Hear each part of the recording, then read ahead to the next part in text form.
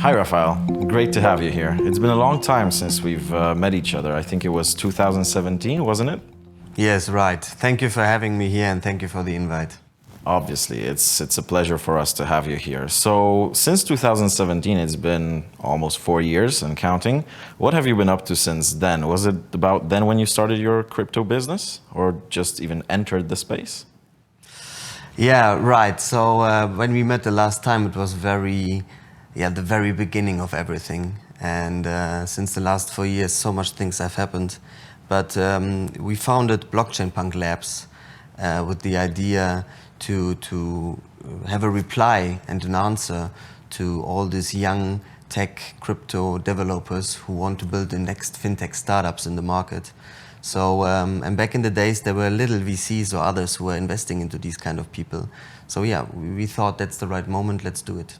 Okay, so BlockchainPUNK Labs, that's exactly what you do. You find those and you try to accelerate them, and you are in Berlin, correct?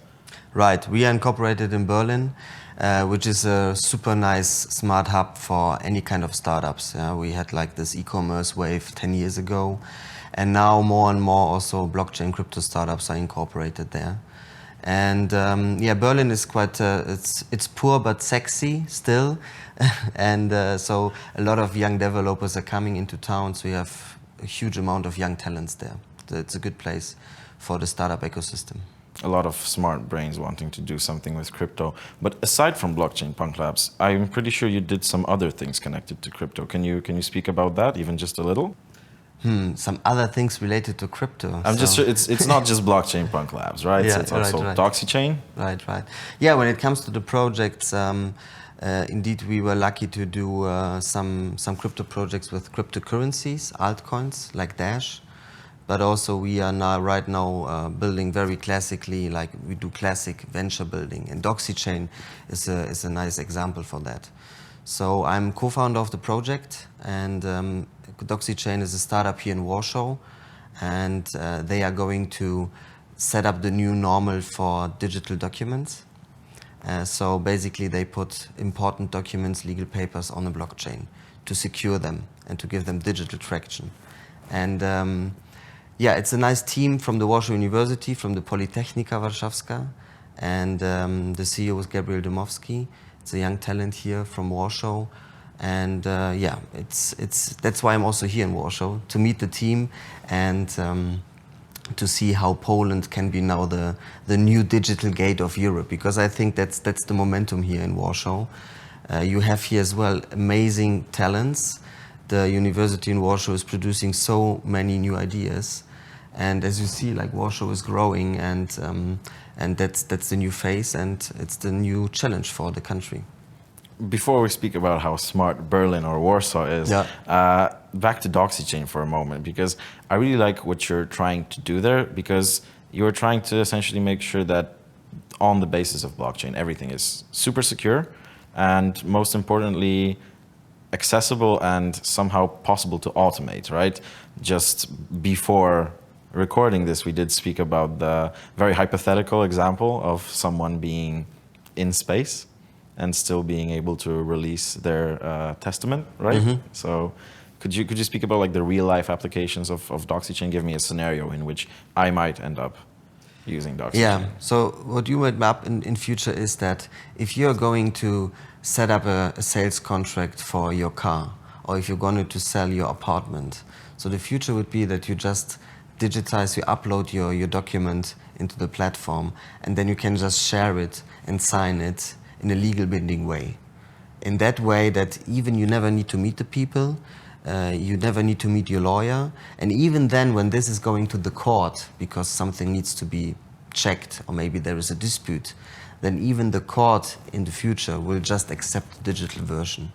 So this is one case. Another case is very simple, your last will. So I mean, this is something that maybe everybody is touching at some point.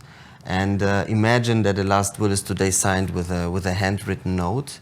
So how do I know if this 20 years ago handwritten note is still valid? So yeah, I think we had the idea, imagine that, I mean, we know Elon Musk. I think this guy told us that he would like to go to Mars and die on Mars. So how we can set up the last will of Elon Musk when he's on Mars, that it will be active on Earth. So I think he needs to make it in a digital way. And that's a nice example for that. True, and when you said that in the future the courts will be accepting the digital documents, I want to take that further. I think they will be accepting such documents only, because at some moment, just like you said, the ways that we are used to right now, the non-blockchain, non-digital ways, they will simply not have the same safety measures as everything else that's digitized or done the way that you have given the example. Because we need to realize that, just like you said, the written signature from 20 years ago, how is that in any way safe or reliable when it comes to dealing with documents? Not really.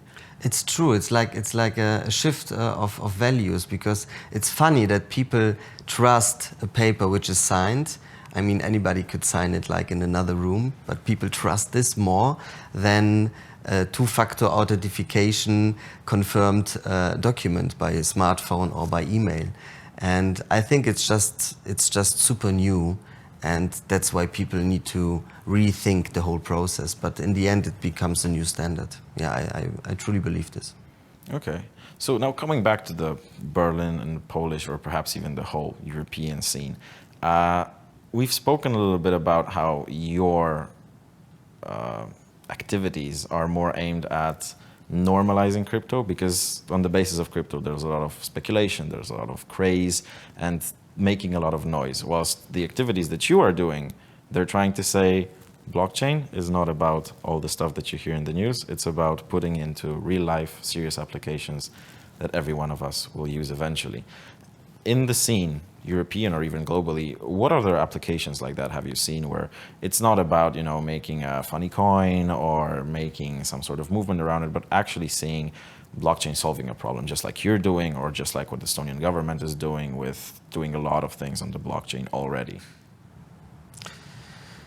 I think there are many use cases, and basically it's the buzzword digitalization, hashtag digitalization. So blockchain allows us now to digitize classical industries. So there is a nice project in Berlin, it's called MindSpider, and they are focusing on creating digital certificates against blood diamonds.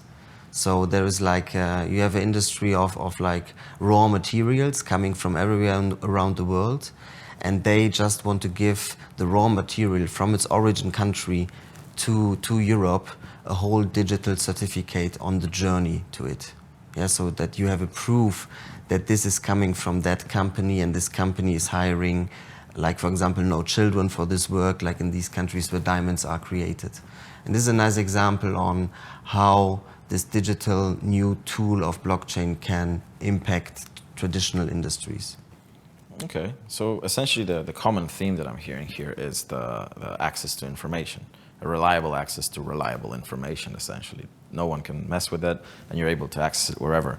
I will want to pick up on that later, but just still in the European blockchain crypto scene, perhaps slightly in the fintech, what do you see as the biggest barriers to actually going into that world where there's many more blockchain solutions than they are of the archaic paper kind? Do you see any specific issues other than just people needing to catch up because this is relatively new? Well, it depends, I think, on the industry viewing angle. So when we talk about fintech and we take Bitcoin and the altcoins like Dash, like Stellar, so very basic, cool features just to have a new currency, a digital currency, then of course this needs to stick to regulations in these countries if you want to adopt it in a widespread, if the masses are going to use it, if we are both shopping ice cream for that, yeah, then you need to stick to the rules which the country is setting. And this is one point. But there are like other areas where you don't need regulation at all. Like in supply chain, where only data is like generated for transport companies. You do not need to regulate it. You just give another level of security or trust into it. And then people will decide if it's a fancy feature and they want to invest into it and use it or not. So again, finance markets, they will be regulated, and non-regulated markets, they will just solve a pain, and then people will start to use the application, and it will be nice. It's a very valid point. I like it. On the regulation, though, because whatever is regulated is usually the most, it's like the holy grail, either financially or just in terms of moving the needle in terms of progress. So, of course, I agree. Blockchain and all of it has been sort of a disruptive thing, but it cannot be in the face of regulation. It cannot be disruptive in the face of it. It has to align with the regulation, and vice versa. The regulation has to work with how blockchain is arranged. So would you agree with this perhaps slightly controversial point that regulation that works in favor of blockchain is not in the favor of the regulators? That the power of blockchain is such that once you release it out of the cage, it's going to be so powerful that you cannot regulate it back. It sounds like you speak from a true heart of a cryptographic coder. And I'm sure that there are many of these. This was the basic idea and energy. But I mean, this discussion is wide. In the end, it's very easy. Rather, you focus on decentralized applications where people who have a high understanding of the tech are using it. Probably this is now more younger people. Or you have startups and entrepreneurs who just use this blockchain application just to solve problems in existing markets. And then you need to step into the regulation and to play the rules of the country where you would like to do business. And on this way, I saw many projects also changing. There are DAOs. There is, for example, the Dash DAO. And the Dash DAO, the Decentralized Autonomous Organization, where we have been doing projects with them. We learned from that there is a community. In this community, some of the community members, they say, we do not want to have regulation. We want to be a free currency for the world. This is what the idea was up to in the very beginning. And then others in the community say, okay, right, but we learn that if we are not sticking to the local rules, then in the end, people are not starting to use it. And when you see it from that perspective, also there is a change in the protocols, in many of them, where they need to decide in which direction they want to go. With Dash, their example is that Venezuela is a successful use case. This country faces a hyperinflation, but people started to use cryptocurrencies because they are more stable for them, because they are more secure for them. There is even a higher level of trust because the national currency can't give it back to them in the same way. So salaries are now paid there. You can buy a burger with cryptocurrencies, and it became a new standard. And in that case, you need regulation because it's an official new currency in a country. And look, a project who does not want it to be regulated strives now into it and now is having mass adoption. When I was listening you to speak right now, what also came to my mind is that it's not even about like actively being against, as the government, for example, the regulation, but also what we have seen with the congressional hearings in the US when it was about whether Amazon or Facebook or Google, whether they're not too big, Alphabet, sorry, whether they're not too big and whether they have to be split up. And what you would obviously see in those conversations is, one thing is when the government is against, but another thing when the government just doesn't know better. When you see the level of digital maturity or immaturity that they have of understanding things as simple, quote unquote, for you and I, such as Facebook, Alphabet, and all that. So when they don't get that, they don't have the understanding of the impact of those things. I think it's a little bit too much of an expectation to want them to have a grasp on what blockchain is and what it can allow. For now, it's just probably the fear of the unknown, I suppose. Would you agree? Big change in that topic. 3 years ago, like when we met for the first time, I would totally agree. Okay. Today, I would totally disagree because it's a huge movement. Like on our journey in the last years, and we have been traveling to 20 countries, we saw a lot of financial institutions like banks who are now shifting hundreds of thousands of dollars into the legal department and compliance department to have a very strong look at it. They want to understand blockchain or cryptocurrencies. And there are projects where cryptocurrencies want and talk with banks to onboard their currency on 20,000 ATMs. And they say, imagine what would happen if you would integrate Bitcoin on your 20,000 ATM infrastructure. So the banks are now starting to think about it and to have a deeper view on it. But also it's not about the banking and financial markets, it's also about the governments. Look, we have we saw that the beginning of COVID in 2019, 2020, it was that there were more than 40 financial markets having a view on this. And by doing financial sandboxes, so a sandbox where startups can play around with ideas. And this is an indicator that, that governments are really having a look at it and they say, okay, we open the sandbox, play with it. And I think that's why I would disagree with the point, because right now so many countries are considering to implement it. Okay. I guess I was proven wrong. Thank you for that little part of education. There is no wrong or good. It's more about trends, And trends are so fast changing nowadays. And we were just like before COVID. I was in Pakistan. And we have been there on a very great conference, the LIFT conference, with all industries like medical, healthcare, production facilities, but also there was a blockchain spot. And we met members of the National Bank in Pakistan. And we had a nice gala dinner there. We were sitting there and we were exchanging also with some ministers ideas. And the members of the bank said, what should we do as a country? We are now receiving funds from the World Bank, and we want to build an infrastructure for 100 million people. Should we now build 30,000 bank branches and invest our money into it and print a lot of new rupees and then transport this money to this 100 million people?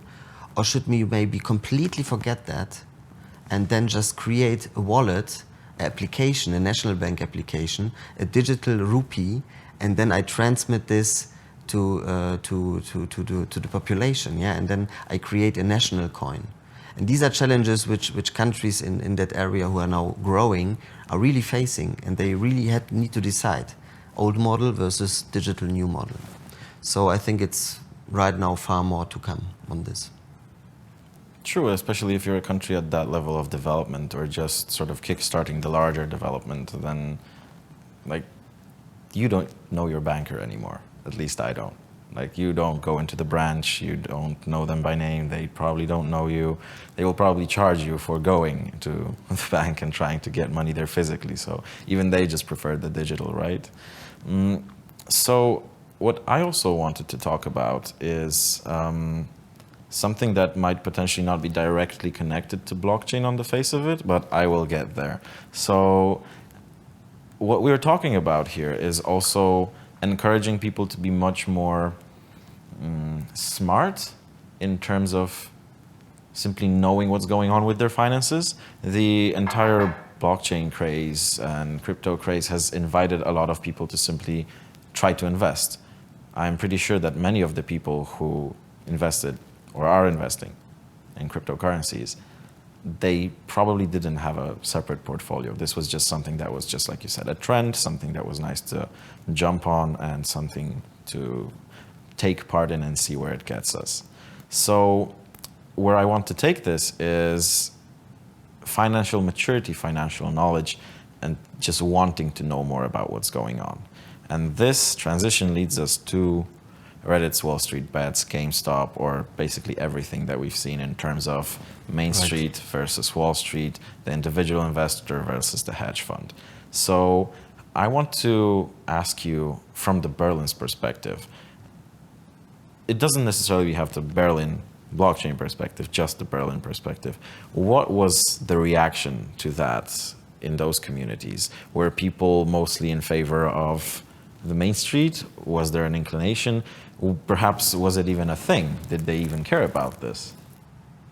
Well, it's a very nice example which you bring up in here, because I think it's a good example for a historical moment. The very first time a community had an impact on the big ones, and And I think there is no specific opinion from the Berlin ecosystem, because it's just like we were all sitting in home offices back in that time, and we were just like in all these video conferences. So I think it's rather away from whole Europe or around the world. But for me, this is a nice example also for a community when it comes to DAOs. Yeah, because these gentlemen are also organized in a DAO, so they are making decisions in the community. And normally, if you talk about that topic, then it's very far away. You cannot grab it, and you say, "Oh, what impact can a community get out of it?" And in that case, they had a nice result, and the community is still like deciding. And then they decided to gamble with the big ones. Yeah, and I think they lost like $5 billion with the GameStop action. So you see that even a DAO, a community, a decentralized autonomous organization who's meeting on Google Hangouts and on Zoom meetings and never meeting in person, now it's possible to do and create actions of value. And when you take this example, you can see that now you can also maybe incorporate companies or new startups in the same way. You can just decentralized, never meet the person, create a community, and also create companies out of that. You can create impact out of that. I think that was the strongest message from this action. A digital community is creating an impact. Especially that this time it's encapsulated in a financial form, but this isn't the first time that we are seeing people somehow accumulate their power from the individual into the synergy of a community, because this is what we have seen a lot with any armed conflicts or uprisings, especially in countries perhaps in the Middle East or that region. We've seen various communities just try to group via Facebook groups, trying to make sure that they align on those things. But what I see there, it's slightly post-apocalyptic, because when you think of it, the governments used to be in power because they still are in power, but the foundation of their power lied in the fact that the single individual, even in a group, couldn't organize to outweigh the numbers versus the government. But with the digitization, like Wall Street bets or any other conflict, they are able to do it. And the only next step that the government can pull is disconnecting the internet. That's also what I really like, that we are so far just before the brink of breaking. Yeah, but pulling that trigger, then the government is also offline. Yeah, so I think it's already maybe a no-go that even this is too hard for the people who want to control it, because when they stick it off, they are not only stopping the crypto blockchain initiative, but they stick also the normal business. Even like yeah. So that's a good. I mean, that's a fair point. Like, is this unplugging the internet? Is this in today's days really still possible, or is a country then like North Korea just like unplugged and nothing is going to happen? Is China maybe able to unplug? I mean, I know that some countries like China or others, they tend to control the internet in a centralized way. But could they maybe unplug it completely? Have we seen such cases? I'm not sure. I mean, I've seen. I think I probably should have remembered this better. If I'm not wrong, just recently, I think it was in Turkey, where access to social media was being. And of course, I don't mean just pulling the plug on the entire internet, but even if you take away the tools specifically, just like the social media that we've mentioned, you can take away access to a specific part. So. Right. Yeah. Yeah. That's completely. Yeah. So. That would be my concern. But then let's talk about what Wall Street Bets did right. We started on that topic already. What they did right was showing that for the first time, being very media-centric about it, buying billboards, appearing in the news. They really made sure that people knew about it. And perhaps they had overgrown appetite for the impact that they wanted to achieve with their force. But I think that just in the memories of people, GameStop, haha, Reddit, Wall Street Bets, memes, and all of that just had such an impact. But what do you think that they did wrong? And perhaps not on purpose, but just because there are limits to how well unorganized, decentralized group like that can organize, right? Yeah. I'm not sure if I can point out what they did wrong. But perhaps not wrong, but what was the issue that they would face that they could just not cross just being on Reddit?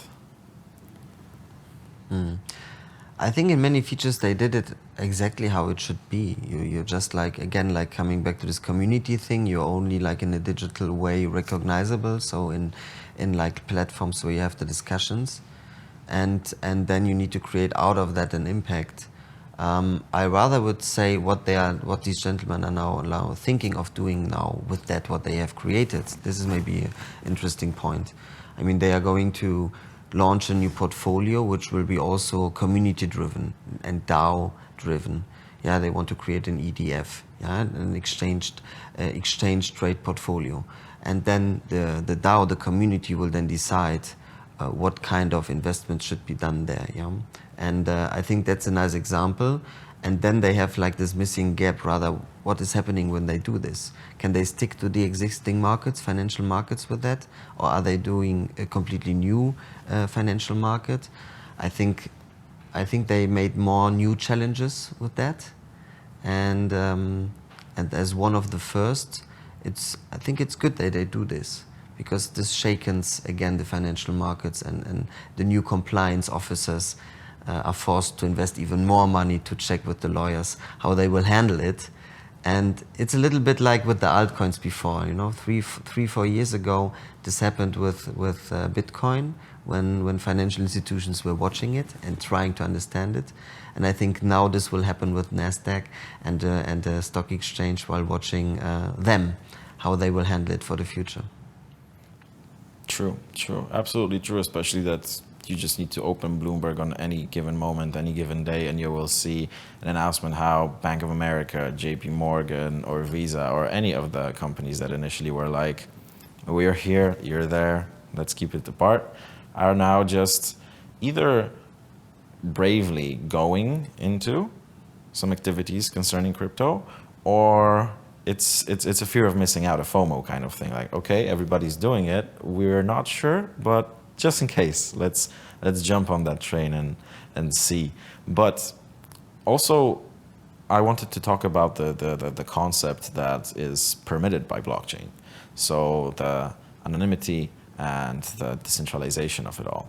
So imagine that the only solution really to win a Reddit Wall Street bet situation like that would be having faster access to information.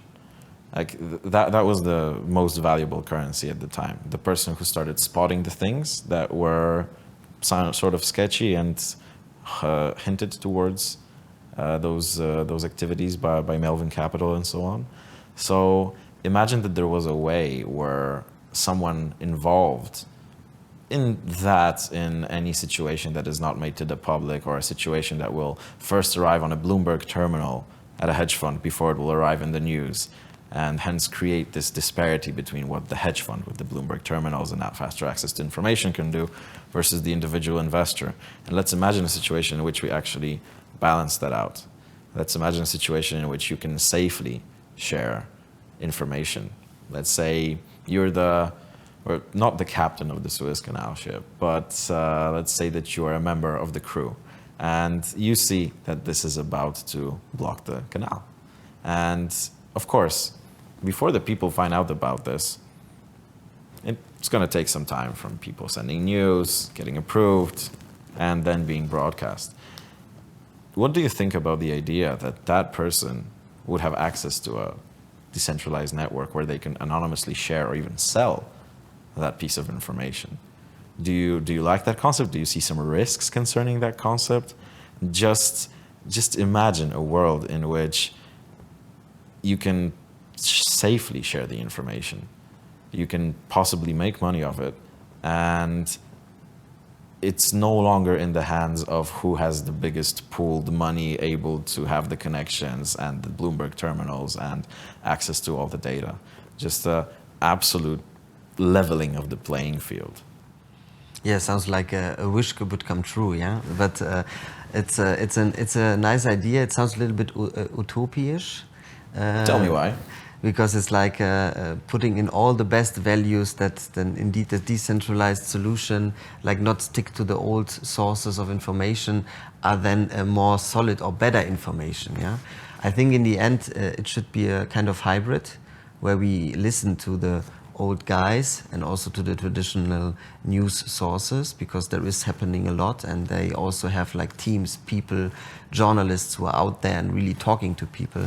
And this is like one piece, and then you have like this digital stream of informations where people are now linking to IoT devices like to sensors of ships, and they exactly know that even the captain is saying that we are full on track. You can scan them and say, no, the machines are maybe destroyed. They just drive 50% of the power. Even like the statement is like, no, we are going on 100%. So I think this is a direction where informations will pop up earlier. There will be the official news, official statements, and then there will be some youngsters who hack into the ship and check with the sensors if the machines are really operating in the way they say. And this is new, and I would really love to see a platform who's doing that, because I'm not using it today. Well, stay tuned, because just a platform like that might be maybe around the corner. Let's see. You are a digital nomad. I guess I used to be. I'm sitting in Warsaw for a long time. I did travel a lot before COVID, but I know that you are a true digital nomad. You are between cities, between countries, accelerator in Berlin, company in Warsaw. So all of those tools will especially be helpful. All of those blockchain-based tools will be especially helpful to you.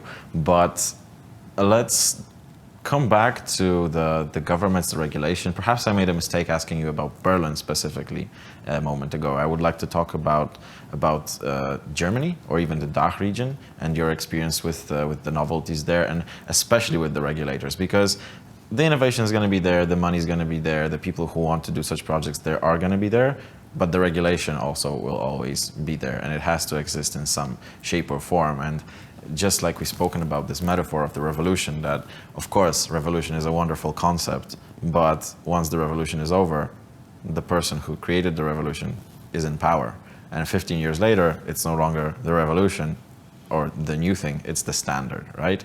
So what kind of standards are we looking to establish when you look in Germany at the landscape? For example, what do you see in terms of the banks? What do you see in terms of the stock exchanges? How do they react? Are they lagging? Are they actually surprisingly on time? What's going on? Yeah, becoming the new standard, huh? That's then the next hashtag after the new normal, huh? In the financial market. It's a lot going on. And this week there was an information that the German Financial Ministerium just accomplished and acknowledged that you don't need any paper confirmations for digital assets anymore. So we can generate now completely new digital assets and keep them only in a digital version. And this is now by German law accepted. So this is a huge information, but just information of many who are coming.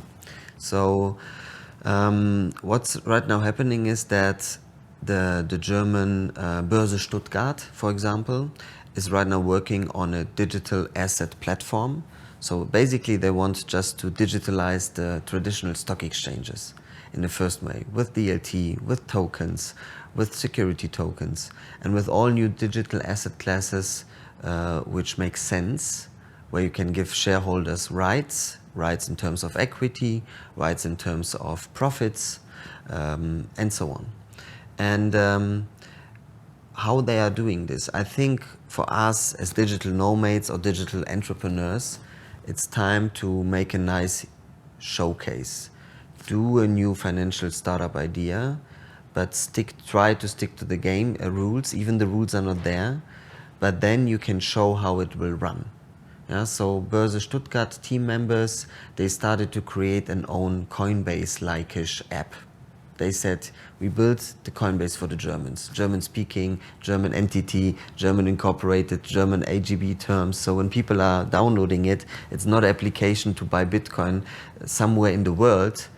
They created an application where a German can buy a Bitcoin at the German company. So, Germans like that, yeah? They understand it, it's secure, it's German, yeah? But beside of that, wow, it's for the first time that someone is doing it, yeah? The application is called Bison, and basically this is the same set as Coinbase is doing. So, now the regulators are watching this, now they understand how to handle it, and now also you see that there are movements like the finance authorities in Germany who are now reacting on that. And that's nice. That's a trend. We stick to it. And by the way, in Germany, you could trade or hold Bitcoins already since many, many years. Germany was one of the first ones who made a regulation super fast and super easy. They just said it's like an asset on a stock exchange. If you hold it up to longer than a year, then you also have like some tax issues or some tax benefits. So they just copied the rules of a traditional asset and they just put it on the new digital asset, in that case Bitcoin or other cryptocurrencies. So you see that there is a lot has happened already, and actually right now they are going just small step by step to make it even bigger. So there is a big yes from the financial market. Yeah, it's a big yes for new startups to think of, ooh, how can I make a crowdfunding? Should I make maybe a tokenization? Should I maybe do a security token offering? Yes, they can do. In Germany, you can do it. You have, for example, two kinds of prospects. You can do a very easy prospect. It's so-called the German Genussrecht. Please translate. The German Genussrecht. It is like in Polish. It's like it's a right of joy, or it's prawo świadectwo dochodów. Oh, okay. If you transfer it in Polish. And this is a nice prospect. It's only 3 pages. You bring it to the German BaFin. It's the pendant to the Polish KNF. And then they give you an approval if you can raise on your landing page with a custody solution money on your platform as a startup. And this is a big hit. This is a beautiful example that you can go to VCs as a startup guy or a digital nomad who is having a nice fancy idea while traveling, or you can just stick to your community and say, hey, I put it on my webpage. I do not need to go to the stock exchange. I do not need to wait until I'm big. I'm small, but I'm inviting now everybody who likes me to join my business. And this is a nice case where regulators have done their homework, and now it's a new wave of entrepreneurs accessing money via crowd fundraising. That's one of the things that I really like about the entire theme or the basis of our conversation and what we're talking about is that I'm small, but it doesn't matter anymore. It's not that you have to go through this financial, technological barrier that don't have the money, don't have 1,000 people, you can't join the club. But now, everybody can join your club, and it's just as it's the same rights, the same equality as any bigger one club. Yeah, exactly. This is like also the waves we have seen in 2016, 17, like these ICO waves. I mean, there were some negative opinions about that, but in the end, there were a lot of projects who are super solid, who are now still in the market, and they create with that money a solution of value. And imagine also, like in the last 5 years, with that tool, it was never the fact that tech guys could raise so much money on their own. Yeah. 8 years before that, you needed to have this proper, nice, white-suited CEO with a good face, trust, reputation, and he's going to investors, and then he's raising money. And then you, as the tech guy, as the CTO, you need to have that businessman to get the funds and to make your idea happen. And you're somewhere in the background, nobody sees you. Yeah. Exactly, this changed. Now you're sitting in your hoodie, ordering a pizza, having the closed windows, and you can raise millions for your own idea. And this is, I think, the huge game changer, where for the first time a tech generation could just access to money or financial markets in a way which was never able before. And now we have all of these beautiful protocols out there. Also, what we spoke about just before this recording was how even not as far away from today, because it was 2018, where you had the conference situation where you had the best spot but almost no attention because of the basis of blockchain. Can you share that story? Yeah, that was a weird situation actually. It was one of our first projects, and it was with Dash, the cryptocurrency Dash, and we were able to get a huge grant from the Dash DAO to promote the cryptocurrency in Germany to financial institutions for the very first time. Yeah, so 2018. So 2018, very recently. We get like a nice budget for the right lawyer setup, for the right IT guys, and then our pitch was, present to the banks what would happen if they integrated cryptocurrency into the ecosystem. So we went to this conference, and we choose the hot spot, like the spot of the project of the year, where normally all the people are coming in, and then a lot of things are happening. And then we were standing on the spot, and no one came to our stand. There were like even two Magnuses who are like bipolar. They're like the people were avoiding us, and it was really weird because we thought like, yeah, that's the momentum, first time cryptocurrency here on a Visa, Mastercard, Deutsche Bank, whatever conference. So they will come and ask and have a lot of questions. It wasn't like that. They were avoiding us. They were even afraid of us. And this was really weird, and it was a learning that, okay, I think we really keep it up. We need to educate the market. But did you manage to speak to anybody who was, walking past and being scared? Like, did you get to interact with the people who were so scared or ignorant? Yeah. They were, I would say, rather scared a little bit because maybe they had a fear of not knowing what it is. Because it's a conference of experts, they all are very experted, and then someone is popping up with a technology who is maybe scammy or marijuana coin or whatever, like negative associations from the press, bad associations from the press. So yeah, we were approaching them and we were giving them some tokens for free. We said like, hey, download the wallet. I give you right now. You don't have cryptocurrencies. You get now a cryptocurrency from me. No, just download the app, and we do it via QR code transfer. And still, some of them were, let's say, oh wow, cool, I fancy it, but most of the people were like, no, you're going to scam my phone, and they were really afraid of it. And the bottom line of the story was, we were like a little bit shocked, and then we were just like happy that we understood, wow, it's so super early stage, we need to change it. Today, we are invited on the conferences by exactly these people to speak in their panels. So it's weird, but it's nice to see that only in that short time, from no, we are afraid of it, to hey, come to our panel and discuss with us the possibilities. This is quite cool. Okay, I have to admit, I am a little bit confused. We're talking about Germany being so forward-thinking in terms of digital assets, in terms of, like you mentioned, Borussia Stuttgart or Commerzbank or all of them being so forward-thinking and forward-acting. And on the other hand, we have a society that is heavily reliant on cash, unless that's a misconception. But as I understand it, even the statistics say so, that there is a very large friendship when it comes to physical money in the entire DACH region, not just Germany. Am I wrong? Is this a misconception? And if it's not a misconception, then how come when we see the regulators saying, yeah, digital, let's go, and then the society saying, we actually like our cash in hand? True. It's a long topic, and my heart always beats Polish in that topic, because I really love that Poland is the #1 in digital payments, like contactless payments in Europe, like always. Because we have this young virgin banking market, and then after the communistic system, all these new banks came in and they made a kind of test balloon out of Poland. They were implementing the most crazy ideas for Visa and Mastercard. That's why Poland became in the last 25 years the #1 contactless digital payment hotspot in Europe. Yeah, perfect example. The Germans still stick to the cash, and thank God the Corona crisis, as a positive effect of the very negative Corona crisis, is that contactless payments, all Germans understand it now. 2 years ago, they were not getting it.